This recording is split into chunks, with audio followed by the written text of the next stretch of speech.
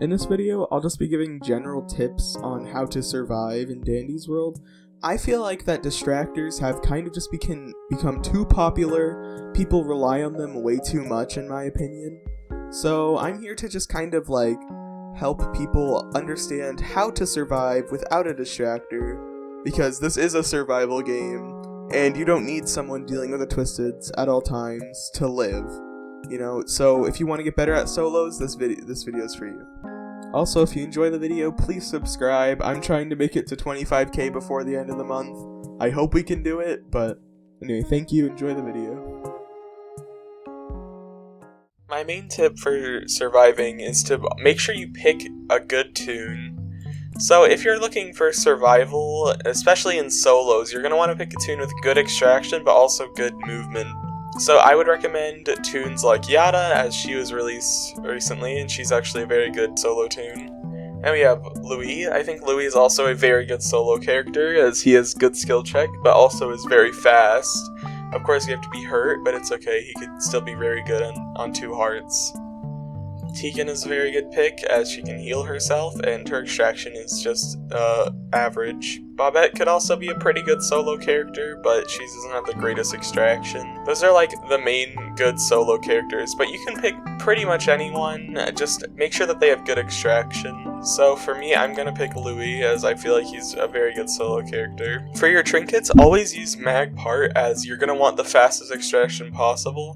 For slower tunes, you might want to use things like Pink Bow, but I would still recommend Magpart, as it'll give you the fastest extraction, and generally solos take a really long time. Especially with tunes whose best stats are skill check, you're going to want Magpart. My first tip is to always locate the closest machine to the elevator to start. This is kind of what you do in team runs, but it also is very useful in solos, as you want to have the easiest escape possible. So make sure to prime or just leave the closest machine to elevator for last, so that you can have an easy escape later. I would also recommend picking up capsules as soon as possible to try and figure out what twisteds are on the floor, especially if it's a blackout. It's very crucial that you know what you're dealing with before you go out into the floor. Looks like I got lucky here and I got a bandage on floor 2. So for your item slots, you're going to want to keep generally a heal and then 2 escape items. I'd recommend a medkit and then like a box of chocolates and a bottle of pop. But you could also have 2 medkits and an escape item. I just recommend never to fill up on heals, as you're gonna want items to escape, because heals can only save you from so many hits, but escape items can save you from multiple twisteds. I would recommend buying like any extraction items Dandy gives you, depending on what items you have. Since I don't have anything good, I bought this jumper cable just to help the extraction go a little faster. What the fuck? Why is Dandy spoiling me? Well, I'm gonna take one of these, but I'm not gonna buy the other one, because filling up on heals is just generally a bad idea. I would never recommend filling up on heals. You're gonna need an escape item to get away from like groups of twisteds later on. When you're on machines, I recommend staying aware of twisteds that might nearby, and make sure that you don't get hit around corners. Shrimpo and Yada were right there. If they came this way, I would have gotten caught off guard and hit. So make sure you're always on guard when you're on machines, as anything could get you at any time. You can see while I'm on this machine, I position my camera in the best way possible so that I can catch any twisteds that are trying to come for me. At this angle, I see this hallway over here, and I can see over here, so I'll know if a twisted is coming near me. On this machine too, I position it behind me so I'll know if something is going to come in here, so I can avoid and act accordingly. For cards, I would just pick the ones that benefit you the most. So right here, I'm going to pick Electrician, as less blackouts is generally a great thing for me. But I would recommend watching my card video to know which ones are best, but it all just comes down to what you want at the end of the day. It's your solo run. I'll link the card video down in the description for anyone who would like to be more educated on which cards are better. When you're in a corner like this, you really have to make sure to be checking behind you so you can react if something comes inside the room. Right here, I'm very vulnerable, so if a twisted were to walk in behind me, I'd have to know. If I'm like this, I'm not going to be aware until it's too late and they're already about to hit me. I should remind you that you shouldn't be afraid to use your tapes, as you're going to be getting a ton of them all the time, so don't be scared to buy some items. It doesn't really matter that much. You're going to have tapes no matter what, since you're extracting so much. Blackouts are going to be the floors where you are at the biggest risk of dying, as you can't see anything, of course. So you're going to have to really make sure to navigate these carefully and figure out which twisteds are on the floor before you go out and do things. Your best way to do this is to look for capsules on the ground, or just generally try and wait and look in the darkness for what's here. Because something as simple as like a craft sibling could really harm you. So I'll pick up this capsule, Boxton's here. It's not as big of a deal in early floors, but later floors where there's a lot more twisteds, you will be at a much higher risk of getting hurt. So you have to be very careful.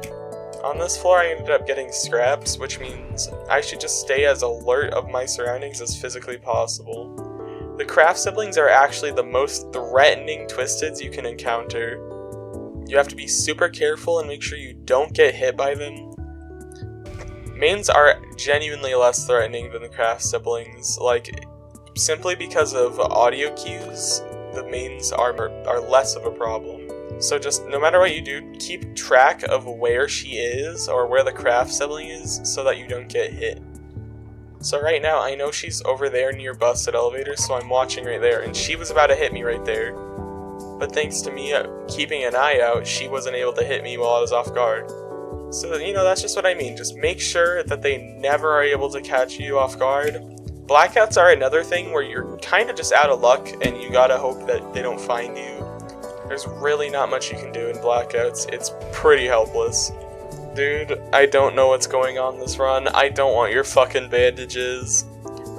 Like, what? He's giving me 5, and it's floor 10, and I don't want to fill up on heals. It's such a bad idea. Well, there's 2 bandages to waste. That's those are the 3.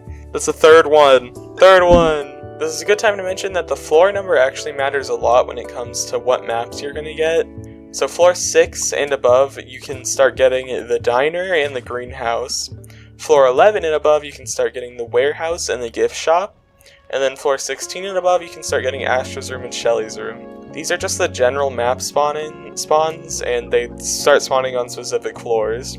On floor 13, you start to get 3 commons, or 3 twisteds, instead of 2. And this pattern continues on from floor 13, so on floor 17, you're going to get 4 twisteds. For some reason, you only start getting 5 twisteds on floor 22, and then I believe you get 6 on floor 26 or floor 27. This information is really important to know in solos, as you need to know what twisteds you're facing, especially in blackouts. So you need to make sure that the floor is safe and you know what regulations to take. I'm gonna buy the smoke bomb just so I have some sort of escape item. I had 3 bandages because I kept finding heals, and I decided to just go down to 2 hearts so I could be faster.